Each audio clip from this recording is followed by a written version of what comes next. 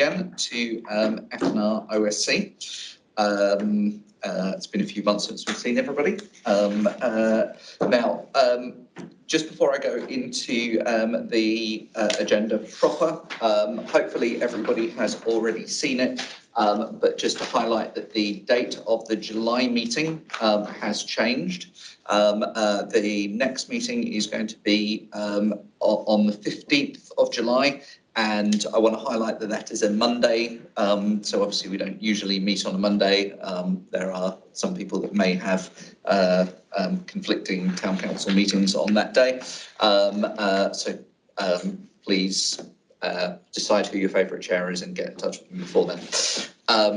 But yeah, there's several emails about it, and I'm sure you've seen.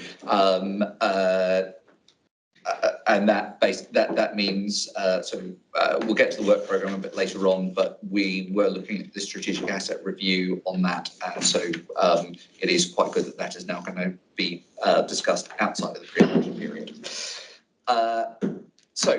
With that said, the minutes from the previous meeting. Hopefully people have had a chance to look at that. Does anybody have any queries, concerns, or any reason I shouldn't put my John Hancock on those? No, we will take them as read. Thank you. Okay, apologies for absence. We were just discussing those. So I believe we have apologies for Councillor Adeleke and Councillor Guest, and as portfolio holder, Councillor Capozzi cannot join us today either. Am I missing anybody? Nope. Okay. Declarations of interest. Nope, didn't think so. Public participation, there is none, and consideration of any matters to be called in, I believe also is none.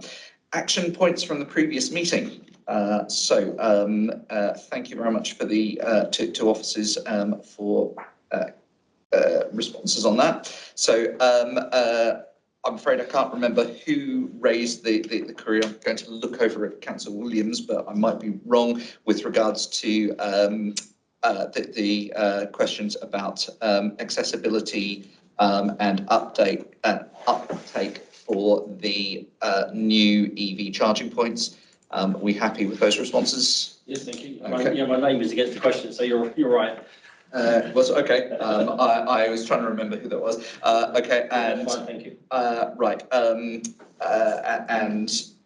We also have an ongoing query from Nigel with regards to bad debt write-offs and reasons. For the moment, that query will be, if you can address that through to Councillor Tyndall and the rest of the committee, obviously. And I believe that is all of our actions from previous minutes. Okay,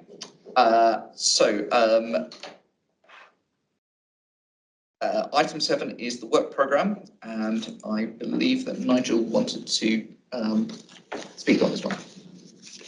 No? Okay. There are a couple of items I'd like to add to the October work plan, and that is the MTFS and fees and charges for 25-26. Now that's provisional, it may move, but I think the October schedule is what we're looking at the moment. Okay, I'll just pick up my understanding from Trudy is that there are going to be some changes to the work programme that has just been published, and there'll be a new one coming out. Yeah, so the Nigel's additions have been done today, so I'll recirculate the work programme for everybody. Okay, right. So that brings us on to our first presentation of today. So we are on item 8, the Quarter 4 Performance Report for People and Transformation. So we starting with Catherine, or are we going straight to Aidan? Go straight to Aidan. I can see the enthusiasm on his face there. Yeah, all yours. Thank you, Chair. So this is our standing and standard quarterly performance update for the 4 areas that sit within People and Transformation. I'm given that we had a deep dive into the people area and the transformation area last time round, I'm not going to give them quite as much attention as the other. What we talked about in depth last time around in March still stands. The work programme is being delivered. Performance levels are as we would expect, given the discussion that we had, which I think is quite encouraging. There seems to be improvement and consolidation in the areas that we particularly focused on around sickness and around call waiting times within the customer services unit, which gives us confidence that our work programme is having an impact. We will obviously continue to monitor that. We will continue to update you as performance changes, if indeed it does change over the coming months. So instead, I'd because they didn't get as much airtime last time, I'd like to focus on the other two areas. So we have communications, which I'll talk to very briefly, and then we have Bonnie here, who's our head of digital, who will talk a little bit about current performance and priorities in that space.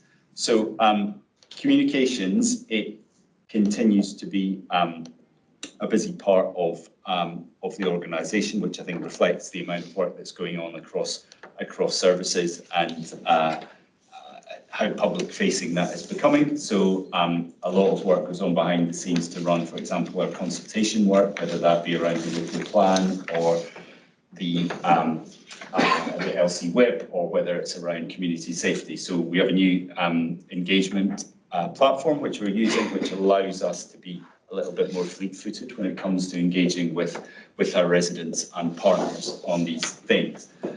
We're also developing and pushing a lot more of our kind of newsletters, which we now have a number of them, whether they're focused on businesses, on our residents, all residents, or indeed our housing tenants. And we're seeing increased uptake of those. So I think the figure is, 170,000 now individual accounts receive those newsletters, and our open rate, as in the number of people who actually click on it and look at it, we can't tell if they read it or not, but or take it in, is actually very, very high. It's around the 60% mark, which comparatively to other organisations, whether they're private or public sector, is actually incredibly high. So we're encouraged by that, but still much more work to do in that space. We're now building up to the focus is now building up to this summer period, when our events programme really kind of kicks in, and we have a number of events coming up, and we have an events programme planned.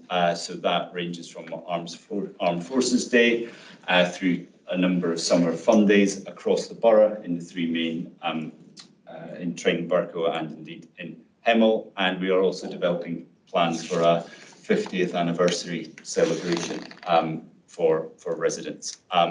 So we've got a busy time ahead of us. In response to kind of one comment that came back from this particular scrutiny group, we're doing a lot more to start to interrogate what works, what doesn't work in these events, how people find it, whether they enjoy it, whether they find it boring, whether they much prefer it if we did it differently, and starting to get a much closer feel to what our residents are looking for in these sorts of events.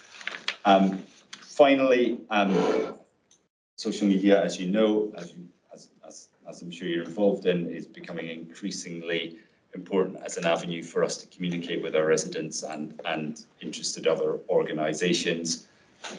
We compare well with other local authorities in terms of engagement on social media. But again, there are particular demographics who that works well for, and some other demographics which it works less well for. And there are different channels which are popular amongst different demographics. And we are continuing to try and develop our approach so that we can try to speak to as many people as we can. In turn, we are trying to develop our capabilities so that we can pick up on exactly what's being said about the council, about council services on social media. in a more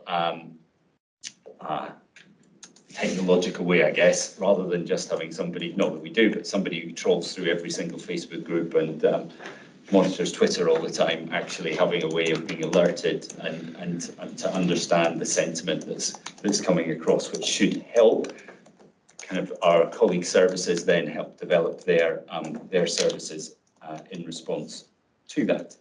So that's a quick synopsis of where we are on communications. If I hand over to Vonnie to touch on digital, and then perhaps we can open up for questions. I was actually thinking, because you... The other way around? Well, I was just thinking, because you've covered quite a few things on communication there, and there's some very interesting ones. Maybe I should throw out for questions on communications before we go on to digital. Okay, we'll come to Councillor Stevens. Just a quickie. In paragraph 10, you've got the media stats here. Facebook connections 11,868. Are we talking there about individual accounts? Right. Individual Yes. IP addresses coming in, as it were. So it'll be individual accounts that have connected with our Decorum Facebook account, if that makes sense. Thank you for that. Question from me, and apologies because I'm sure this is you know a lot more about communication strategy and events than I do, but I just want to check because you've mentioned that with regards to in-person events, you're trying to get feedback on what people thought. I just want to make sure that we have a structured approach, that when we are doing an event, we've basically already highlighted what the objectives of that event are. So, you know, if we're trying to get more people to sort of come to one of our council locations that we don't usually have people coming to, and we get lots of people coming along, but they're giving us feedback on something else, I'm hoping that we're still going to say, well, that was successful because we got like 5,000 people through the door at Everyone Active or whatever. Absolutely. So we have a project approach to each of these events, which will be signed off in our overall events programme at the start of the year. But then before an event happens, the project approach is then signed off by SLT. So we're very clear about what the point of it is, what the objective is, and then it will be assessed after the event in relation to those objectives and indeed any other feedback that happens again. Fantastic. Anybody else? Councillor Hannell. Chair, on paragraph 18, in fairness then, we love a call wait time, as you know, and the call wait times have gone up, but you do give a very good rationale for that in paragraph 18. What I wanted to know was, how does this compare to the spike that you almost certainly experienced this time last year regarding the reason why people are phoning at this time of the year annual council tax bills, launch of Greenway subscription service? It's almost impossible to be nimble enough to be able to move personnel into those departments, you know, like a Tesco checkout. Does that compare quite favourably for what you experienced last year?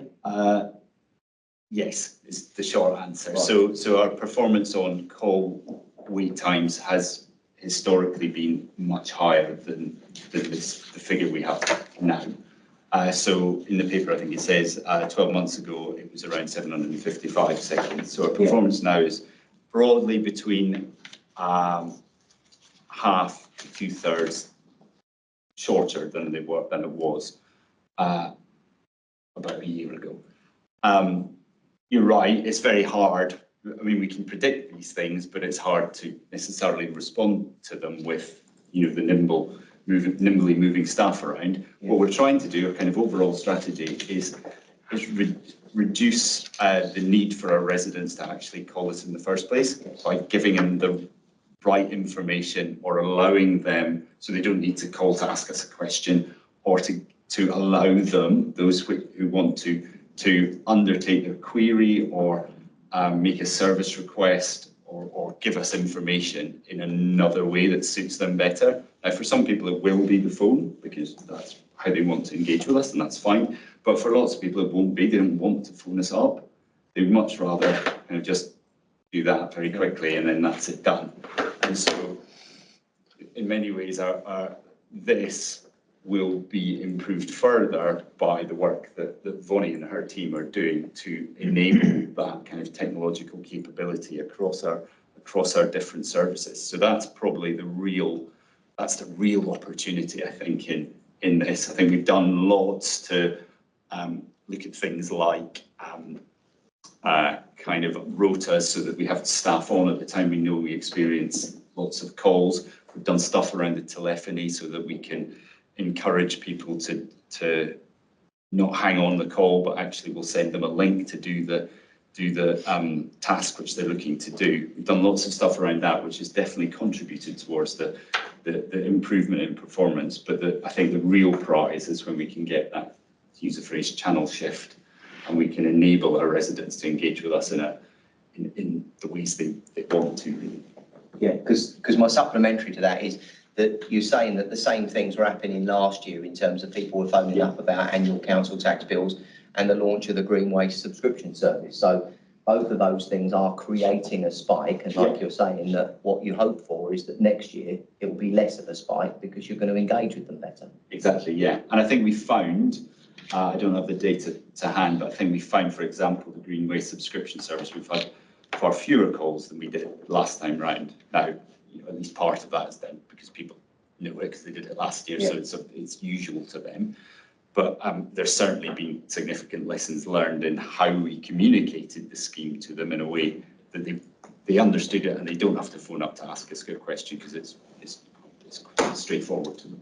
Thank you for that. Thanks. I was just going to mention, sort of just because it's attached to that, I know a lot of organisations, mine included, are looking at chatbot functionality with large language modules, what people will lazily call AI. And this is actually quite amazing because when it's done, it takes very little maintenance from our point. During a time where you've got, say, the green waste bin, the chatbot is sort of determines when somebody's trying to get hold of them, why are you calling, and says it's a green waste bin. Then after it's sort of watched somebody answer the green waste call about 3 or 4 times, it goes, oh, hold on, I actually know what the answer to that is. And then everybody else that sort of comes in and has the same green waste question says, the answer to your question is this, do you want me to put you in contact with somebody? And they go, no, because you've got it there. So effectively, you've got the self-learning machine that during these spike times, the more calls that they've got, the quicker they learn. So I can't comment about how easy they are to roll out, but that's what everyone's trying to roll out at the moment. We bought it as part of our digital platform. However, I think there's some work for us to get the basics right before we start looking at chatbots, but it's definitely on our plan. Right, Councillor Stevens. Picking up also on question 18. Do we give the respondent the opportunity that we will call them back? Yes, we do. Yeah. That's proved really popular with residents, understandably. Yeah. So that will reduce the call. That has reduced the yeah. Hey, any more for any more? No, so that feeds very well into digital and ICT. Thank you. It's really nice to see that we've hit our performance targets. For the first time in a while, we've had a vacancy in the team and it's caused us some problems, but we've managed to recruit our final person, and performance has improved significantly. I think the system uptime is also very good at over 90%. The team really have been working on many of the things that Aidan said. He's stolen my glory in a little bit away there. No, it's fine. The digital platform was bought in January, which was a really major milestone for the council. And we've been spending the last few months training people to come in. They have to be accredited to use the technology, and obviously onboarding the technology on our systems and making sure that's all secure and safe. And we've now been building some of our prototype modules.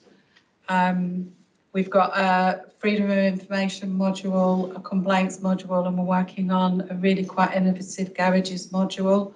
to try and increase income, get garages out there quickly and to the right people on waiting lists, etc., so we can increase our income. So lots of really exciting work going on, but also looking at the basics, so making sure that the customer comes in to our services in the right way and gets that consistent feel about approaching decorum, and as Aidan said, getting to the right service right first time, so that that's as smooth as possible. What we're trying to do is prioritising the current My Portal. If you go onto the website, customer goes onto the website now, they can do some stuff. We're moving that over to our new portal. And in addition, what we're doing is looking at our high traffic areas, and we're going to create online forms for those customers. Most of that is around waste, but we're going to get those into online forms, get rid of the paper, and hopefully make it easier for customers to come into us in that high traffic areas. So those are our priority over the next year. And we've got a 3-year programme, so I won't go into the 3-year programme. We've got a lot of exciting stuff coming up. I think I just wanted, before I start, talk about cyber security, which is a real big issue for me right now. We've had an Amber Alert from the government, which puts us at risk. There's obviously, with the elections and things that are going on, we're at risk. We are doing a lot of work to try and raise awareness across the workforce of cyber security, and we've released a couple of modules, and compliance against those modules is a little bit lower than I would like, well, significantly lower. So there's some work that we have to do to get members and staff to complete their training. Yeah, I think that is a lot of awareness raising going on at the moment. That will continue as we go through the year. Thank you, and I want to echo that as well. So I'm sure that there's lots of other communication that have that's gone through, and there's more formal voices than mine. But I was, shall I say, slightly bemused when I saw that when there was a cybersecurity training rolled out for councillors, that some councillors sort of pushed back and said, you know, I hadn't been consulted on having to do this or not doing it. Cybersecurity is a rapidly evolving thing. I think those of us that are in the workplace know that sometimes you get immediate changes. In the news this week, a large number of NHS trusts have been hit by pretty badly by a cyber attack, which is going to have huge effects, possibly loss of life. And the current feeling on that attack is it was actually a breach in one of the suppliers rather than an NHS account itself. It is very, very simple. Well, simple is the wrong word. There's a lot of ways that bad actors can try to access things for all sorts of reasons. And generally, when you get something from the IT team saying we need to tighten something here as a weakness, we need people to be able to act on that as quickly as possible. So, you know, I know I'm probably preaching to the converted, but if everybody could be going back to their members and their leaderships and just sort of making sure that it doesn't matter whether we're a member or a staff, we have access to the computers. Somebody else could get in and do stuff for that. So it's really important for us to follow Bonnie's team's advice on that. Sorry, that's my soapbox, but I think it needs to be said. Councillor Tyndall. I had a meeting this afternoon with officers, and this subject came up, and I'm arranging for Bonnie to give me all the necessary information, and I shall be arranging with the leader to send out a note to all councillors. The chief executive will deal with officers, but all councillors, to really impress upon them that we, and I'm one of the guilty ones, I haven't yet gone through it, that we have to actually take this seriously. This country is being attacked quite seriously, that we have to defend ourselves, and one of the ways of defending ourselves is actually knowing what to do should we see something that isn't usual. And I'll leave it there because I'm not an expert. I'm waiting for the experts to let me know so that we can send that out to all councillors. It should be out within a week. The training courses that were given are fairly straightforward. They're basically just sort of raising our awareness of where threats can happen and how threats currently, some of the general things on how we might identify threats.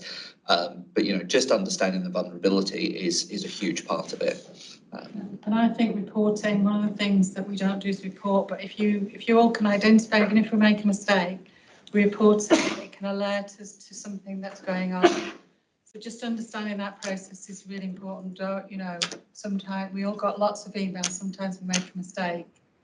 Yeah, if you could do the modules to really be aware of what needs to happen, that would be great.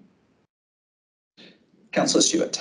I've done the modules. They're very interesting. Yes. I'm in the IT industry and I learned a few things. So it's well worth it, just carving out a little bit of time. They're only about 20 minutes. Yeah. And you get a test at the end and it tests your grey matter. You have to get 8 out of 10 or 9 out of 10, but yeah, well worth doing. Right. Any further questions for Bonnie on digital report? No? Okay. Thank you very much. Thank you. Okay. So we've obviously covered communications. So that's bringing us. Is there anything to say about people? We were sort of highlighting the other side on that, or shall I just go straight out to questions on people? There's nothing else I wanted to add on that. Happy to take any questions if anyone has any.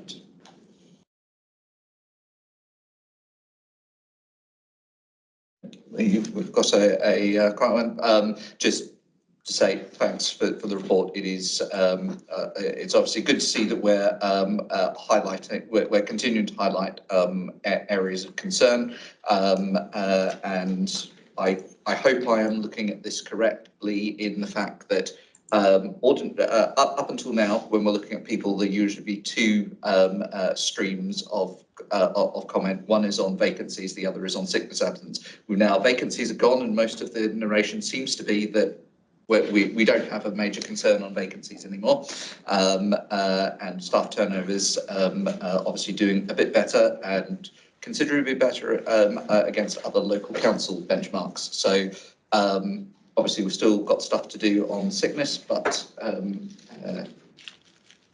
yeah, I'm reading that correctly. Synopsis, yeah. Okay. Right. Do I have any other questions or comments on people?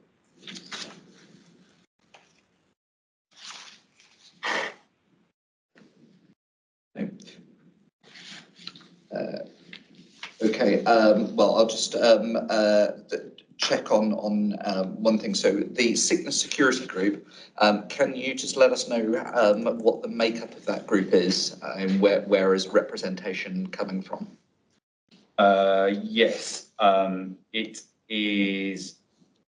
So it's led by Matt Rodden, who's obviously our head of people, who you all know well, and is made up of HR team members and also service representatives from across the organisation, and they will methodically go through line by line any sickness cases which are whether it's because of the nature of it or whether it's because of the time frame or whatever. They will work through it and check that process and policy is being followed and look at whether there's something specific that's needed to help bring the person back into work.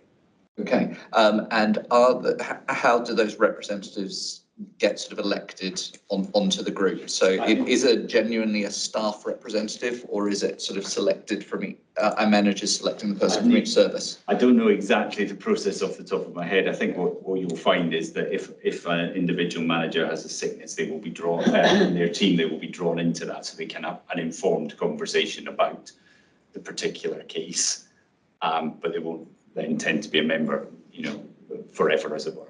Okay.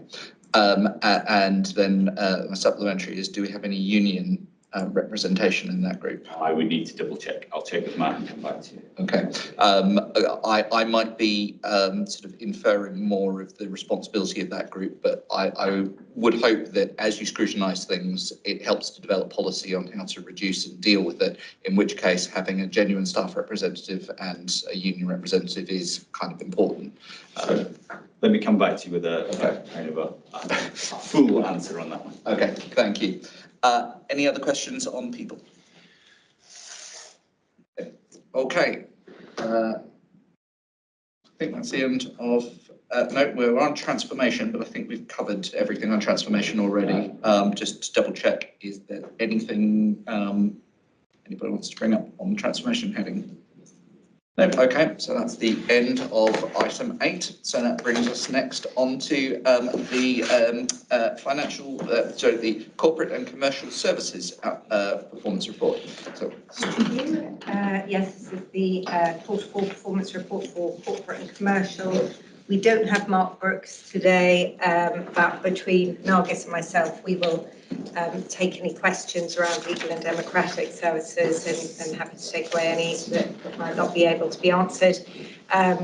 We'll take the report as usual as read, but I'll pass over for Ben and Nigel to briefly summarise performance in their service areas, and then we'll open for questions. Over to Ben first for commercial development, procurement and commissioning. Thank you, Catherine. Good evening, everyone. Section 2.1 of the report informs this committee of the procurement compliance, as is regularly reported. Section 2.2 of the report goes into the commercial strategy and programme. I haven't got an intention to read through any of it, other than really draw your attention to 3 specific projects that are underway or will commence this year. The commercial income review is a project that is looking at ways to improve and increase the net position of the council's general fund, and a separate report will come to this committee later on this year on this. It includes a number of sprint reviews that will be undertaken over the next 12 to 18 months, with the first sprint due by the end of June. And it includes a review of commercial waste services, facilities hire, parking services pricing strategy, our garages pricing strategy, and fees and charges, working in conjunction with colleagues in finance. Our strategic asset review project, which again will be an update on this programme, will be presented to this committee later on this year. July. Will be presented in July, although I didn't see it in the work programme. Yes, I think it is. Was it? It was originally on the 4th of July, now it should be the 15th, so yeah. Okay. And that's a programme of a number of work streams looking at strategic opportunities relating to council assets. And then finally, I'd just like to bring your attention to procurement transformation. Some of you may or may not be aware that the new Procurement Act 2023 was laid in Parliament in March 24, and it gives the council 6 months to prepare itself for the transformation and some quite significant changes to the new regime that will be coming forward. I will be working with colleagues in the council to look at the impact of that on the council from a standing orders and procedures perspective, and we'll be reporting back to this committee in due course. Over to Nigel. Thank you. Yeah, obviously the next section is legal and democratic. So I say Mark's not here. I suppose I'd pick out, I think it's fairly self-explanatory. Obviously elections have been a key focus with successful completion of the PCC elections, and now obviously the attention of many officers across the organisation getting ready for the general elections in July. So I think unless there's anything more you wanted to add, Nargis, we'll leave legal and democratic, take it as read and answer questions when we open up for questions, and pass over to Nigel for a bit more on finance and revenues and benefits. Good evening, Committee. So from a finance perspective, the report starts at section 4. Again, as usual, I won't talk through the whole report or the appendices in terms of performance, but what we outline are the areas of risk or concern at the moment. 2 key areas that are red in terms of performance. These are not new. They were red rated at Q3 as well as at Q4. They are the time taken for debtors to pay and the housing revenue account financial pressure. Now, I'm not going to allude to FIN 04 housing revenue account at this committee because the provisional outturn report will come to next month's committee, which will look at that pressure and that overspend in a lot more detail than we cover in the quarterly performance review. What I have included in the report for some of you who are used to these reports is a lot more information in terms of our debtors and how the time taken for debtors to pay breaks down into the subsequent groups. I do want to spend a little bit of time going through that, partly because we've discussed at various committees now around our debtor days and why the performance is changing. And I thought going through a little bit more detail would give you a little bit more meat on the bones. So as you'll see, particularly kind of alluded to in the narrative, but in the tables, tables 1 to 4 at the end, you'll see that our debtor days really do vary from different service areas. The good news is our standard business as usual debtor days are falling in line with our expectations of many years in terms of less than 40 days. But we're having a significant impact on the debtor days, one coming from commercial property, which is due to the massive increase in debt put on payment plans as a result of COVID. Now, many of you will be saying, oh, we should be well over COVID now. We had a period of time through government legislation where we weren't able to charge our commercial tenants for the rent that was due. And what we were instilled to do by government was to put that onto long-term payment plans. So we have a lot of our long-term debtors who are on payment plans for many years that are paying regularly. But again, seeking any immediate payment would not be good for their business and probably wouldn't be good for our cash flow because a lot of those entities wouldn't survive. And again, with our commercial property hat, as this board knows, we kind of wear 2 hats, one around driving commercial income and 2 around making sure we've got vibrant and affluent neighbourhood areas. So we don't want to see lots of vacant properties, which is why you see increased days. The one that has moved significantly in the last 12 to 18 months, which looks like a negative in this regard, is the one around debtor days on housing leaseholder debt. And it looks significant, and from the layperson, will say, well, 250 days to pay a debt seems a huge amount of time. We have done a huge amount of work as a council over the last 18 months on more repairs and planned repairs to our housing portfolio, partly to remove some of the damp and mould issues we've had, and partly as a catch-up from COVID. What that's resulted in is a lot of leaseholder tenants receiving very large bills, sometimes £20,000, £30,000. Obviously, we're not arranging for them to pay that in 30 days. Some do have the cash and the resources to do that. A lot of them are paying it over a longer period of time. And hence you're seeing a lot of debtor days in terms of the average repayments. But that's a simple, sensible approach to take with those leaseholders to make sure that they're paying what they can afford, but equally contributing what they need to as a leaseholder towards the works that have been done to those properties. And what I've alluded to in the report is what we are going to do is going to bring the corporate debt policy, which exists at the moment in 2 or 3 different strands, as one collective report through the scrutiny process over the next few months. And we're going to set better targets in terms of debtor days for the different subgroups, and in particular for leaseholder debt as well, so that the committee then has a better understanding of what our expectations are going forward. Because we do again plan to do a significant amount of works on our housing portfolio in 24-25, which again will increase a huge amount of bills for leaseholders that live in those residences. Hopefully those increased tables that I've added in there provides a little bit more narrative, but the headline is our business as usual debt is being paid within our 40-day expectation, as it has been for the 5-6 years I've been here. The other areas have got increases, but those increases are due to the economic impact of various changes, as I've just alluded to. And now I'll open up to any questions from the committee. Thanks, Nigel. And I have to say I very much appreciate the breakdown. It's kind of a deep dive without asking for it on one of the criteria that you've correctly sort of identified that we've discussed a few times. So it is useful. So questions. We've obviously had 3 presentations there, so we'll I guess we can ask any of them at the moment. We'll start with Councillor Elliott. Yeah, Nigel, I know we're fantastic landlords with our retail offering. Clearly, with the ones on the payment plans, I think it's 34%. Clearly, that's trying to, as you say, keep the parades occupied.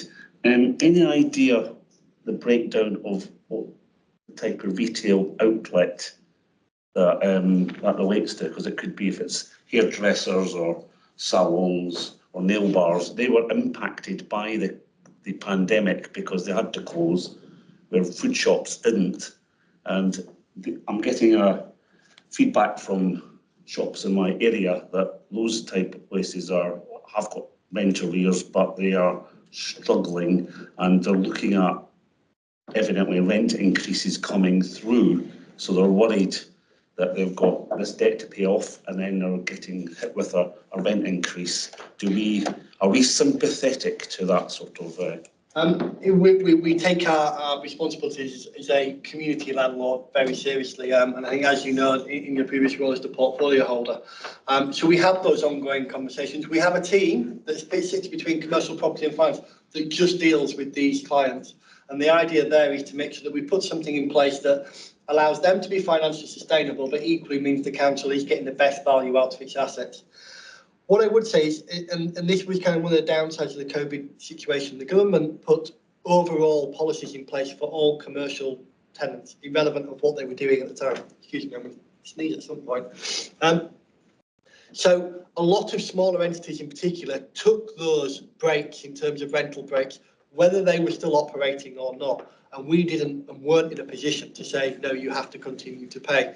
So you have got, in our commercial portfolio, people in the retail sector, subsets of that were impacted differently, but actually treated in exactly the same way because of government policy. Now, that does make it slightly more difficult in terms of how we treat with them going forward, because we know at the time they were potentially still making huge amounts of profits. What we are seeing at the moment is commercial rents are static. So when we do our rent reviews, which is every time a rent contract comes to an end, we do a rent review based on market information from our local agents. We're not seeing huge increases in commercial rental because the demand is lower. But what also the entities are starting to see, particularly the bigger ones, not the really small ones that don't pay much, is we had a business rate revaluation that came in last year, which saw a significant increase across the decorum for our businesses. But there was transitional relief put in place over a 3-year period. So the first year increase wasn't a huge step up. This year for 24-25, some of the transitional relief goes away. And so they're seeing another increase, or an unexpected increase last year. So I think the overall commercial sector and our tenants as well are going to have a difficult 24-25. But as I alluded to, we will work with them as we always do, and we support them where we can. But we do not effectively, give free space for several reasons. One, it doesn't allow us to ensure to taxpayers that we're getting good value for our assets. Two, competition. If we're charging one shop at the end of our arcade rent, we can't give one at the other end no rent. It would be uncompetitive from that perspective. And thirdly, we want buoyant neighbourhoods. So from that perspective, you do get churn in different retail sectors and different commercial ventures. The volume of nail bars now is vastly different to 30 years ago. Equally, the number of small local shops is a lot lower as well. You have that natural change in the commercial cycle. So there is a commercial element to it as well. Because you have, shops or a butcher's has got to have stock, where a hairdresser's doesn't, and it just pays the people. So they've got different. But I'd rather have a butcher's than a hairdresser's, because they're more a community pool. And when we do look at our neighbourhoods and we do re-let sites, we tend to look at those that are bidding for it. So we wouldn't, if we've got a neighbourhood set of 8 shops and we've already got hairdressers and a butcher's and we get 3 bids, one's a hairdresser, one's a butcher, and the third one is a baker's, we would look at the baker's and think, actually, we think that adds value as well as being able to pay the rent level that we want. But also, a bit of a business head as well. The baker's is more likely to survive than something that's directly competing with something already in the neighbourhood shop. So from that perspective, there is a lot of thought that goes into that. Thank you. Thanks very much. As you can probably tell, I have no desire for a hairdresser. I don't use them.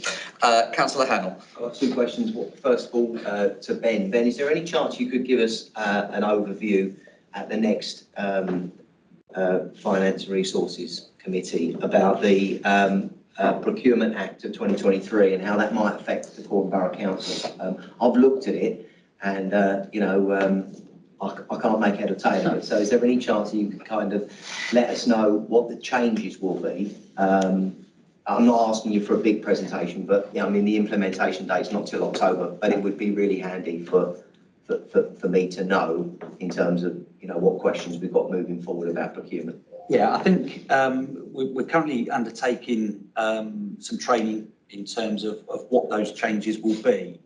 We're still waiting for written correspondence to come out at the end of June.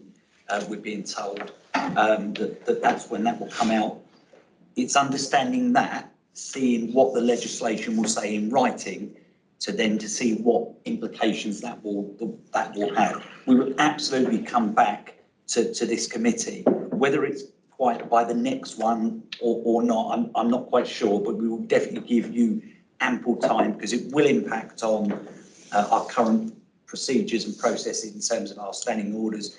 They will need to be updated, so will need to come through scrutiny and then on to cabinet.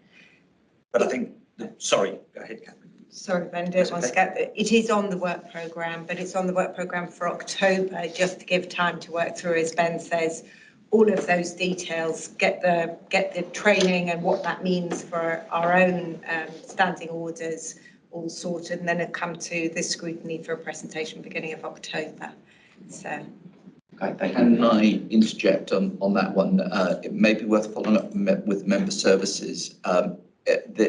So whilst obviously this committee will be the scrutiny for our adoption of the Act, I think the areas that are affected by it, the presentation that we'd like to hear from officers about the impact may be of use to other councillors that aren't members of this committee. So it may be worth considering whether a presentation is best done on this committee or done separately. And that's going to sort of affect what kind of what you're presenting and whether we open more. So that presentation would just be for information purposes. It's still got the official thing to come here. Yeah, no, very good point. There will be there needs to be officer training and in the same way looking at member training, and then the report that's going to Cabinet would come to this scrutiny en route to Cabinet in October. Okay. Was your next question connected to this? And that was the fact that we also love a capital programme monitoring table by Scrutiny Committee, and it's not in here. And I just wonder, as a new boy, whether it comes every finance. So the capital monitoring report comes as part of the quarterly financial performance report, and that provisional outturn is on the next committee agenda. So hold on. You'll see the year-end actuals for 23-24 on there. Thank you. Thanks a lot. Okay. So I had a couple of questions that I was going to hold back, but since one of them is actually to do with what we just spoke about, I was just going to say, Ben, on the Procurement Act, not that I'm trying to add any work to things, but obviously the adoption of the change of our processes gives an opportunity for us also to pick up on some other drives, particularly around sustainability things. So if we are looking at changing our processes and procedures, is there any scope for us to look at our sort of engagement with partners, our sustainability requirements, i.e. that's more than just the green element, in the same sort of look at our procurement policies and processes? Yes, as a council, as administration, we always have scope to review our own internal rules and regulations and procedures. So yeah, it would seem to be an ideal opportune moment for that to be reviewed. Whether there needs to be a separate working party or something that looks at that, I'm happy to be engaged or happy to help support that in any way, shape or form I can. Okay, I suspect that Councillor England and Councillor Allen will, I'll reach out to them, and if our officers could as well, we'll try to feed into that, because obviously the ideal would be that we look at all that, but we get feedback from you as to how possible is, because it depends on how much change we're going to need just to comply with the Act, let alone our sort of social requirements. Okay, Councillor Stevens. Nigel, thanks for the report. I'd like to go back to this question of debtor days. I think you might have anticipated what I was going to ask for. 257 days. One of the bits of information which I think would be helpful is to know the quantum of the amount outstanding on the one hand, and just so that it doesn't look so bad into the future, once we've got a payment plan into place, provided the payment plan is being met, then the debtor days shouldn't be an issue for us, providing it's met. Okay? So maybe there's two streams of numbers that we need out of this. One, are we talking about multi-millions of leaseholder debt? Or are we, and so that we've got a scale of number we're talking about, and then the number of payment plans that are in place, and the number of payment plans that will be in arrears. Yeah, so in terms of some of the numbers, we can obviously come back to some of those. And in the provisional outturn report, we will allude to what our debt levels are and also what our provision for bad debt is. So again, sound like a broken record. Next month, you'll see some of those details in terms of that side of it. And you've alluded to one thing that's probably a point I should have made a bit clear earlier, is that the number of debtor days here at 257 looks high, but it's in line with our expectations given the debt and what we've agreed with those leaseholders. So from that perspective, it's perspectives, like you're saying, in terms of how those numbers look. But we can look at the scale in terms of debt, and we can also look at the values for the different subsets as well. I'll put that in the provisional outturn report, so you'll see that in a few weeks' time. Councillor Santamaria. Just on that point, it might be helpful if we have your kind of, yes, this is in line with what we're expecting. You have a guideline figure, so we know, yeah, that's reasonable, Yeah, that's not.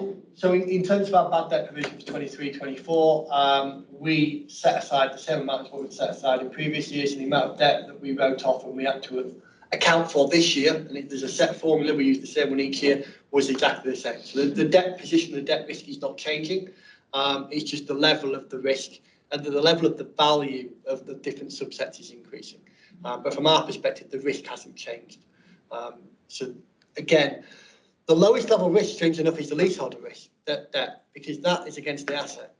So, you know, without going too far, the worst that ever happens is an individual, you know, loses their home, and we would be the first people who receive our debt. So it's actually almost secured debt. So from that perspective, although it looks bad on paper, when you look at the detail, it's actually quite secure and not a significant risk to the council. Councillor Stewart. Yeah, we on Fin 08, we had a target of about £1 million in investment income. We made £5.5 million. That's interesting. Yeah. What are we going to do with that money? So I am definitely a broken record. If you look at the quarterly reports we've been doing throughout the year, we've been projecting that throughout the majority of the year in terms of that. Just to give a bit of background, because I know you don't always live it like I do, we've had huge slippage in our overall capital programme, which has meant a huge amount more cash balances, 30-40 million more than we expected to invest, and interest rates have been much higher than what we projected prior to the year. So much higher than what our Treasury advisors and the Bank of England and most economists projected prior to the start of the 23-24 financial year.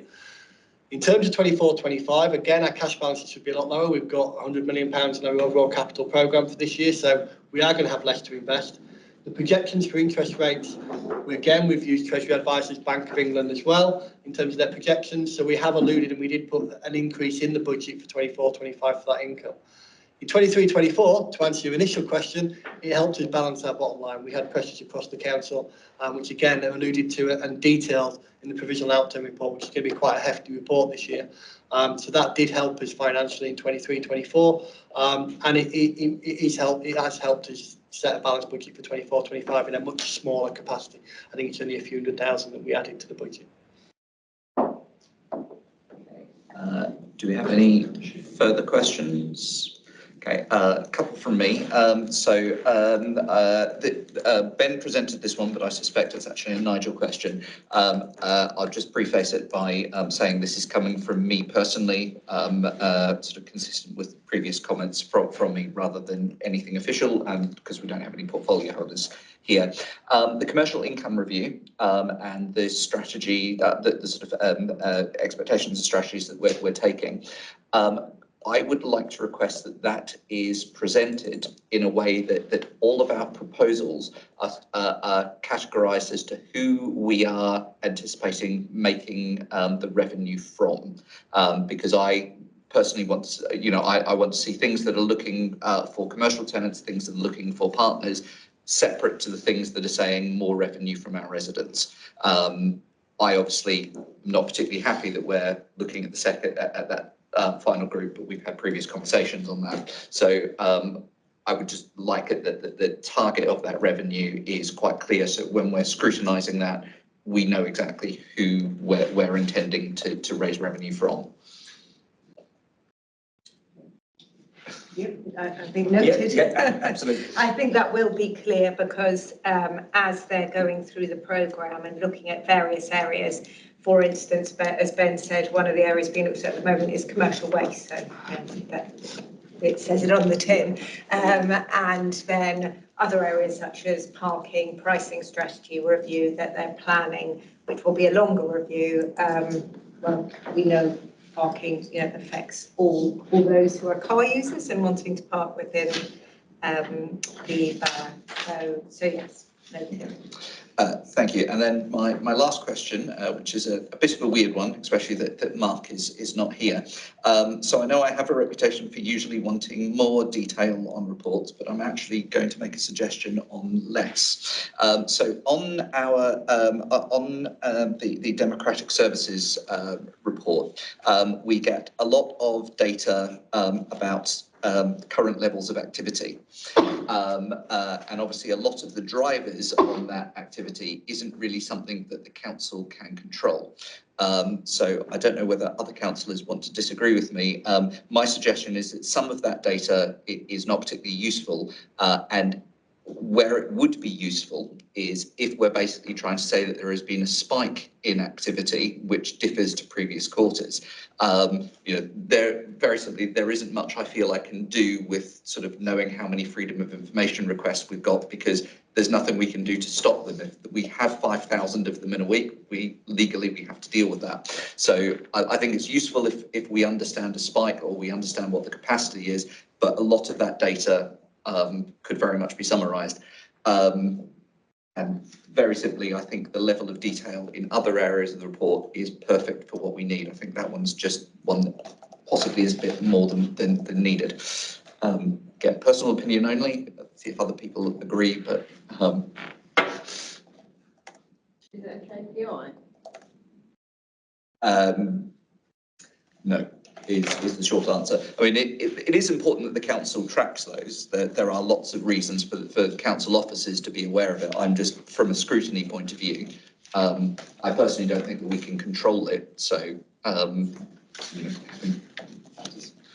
Point noted. I will talk to Mark. I think there is scope to, while keeping an overall flavour of the performance of the service areas, I think there probably is scope to condense that, as you say. So. Right. Any more questions for tonight?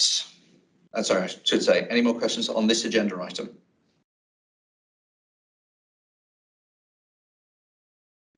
Okay, so, and then the last agenda item is the work programme we've already spoken about. So that is the end of tonight. So thank you very much, everybody. And we shall see you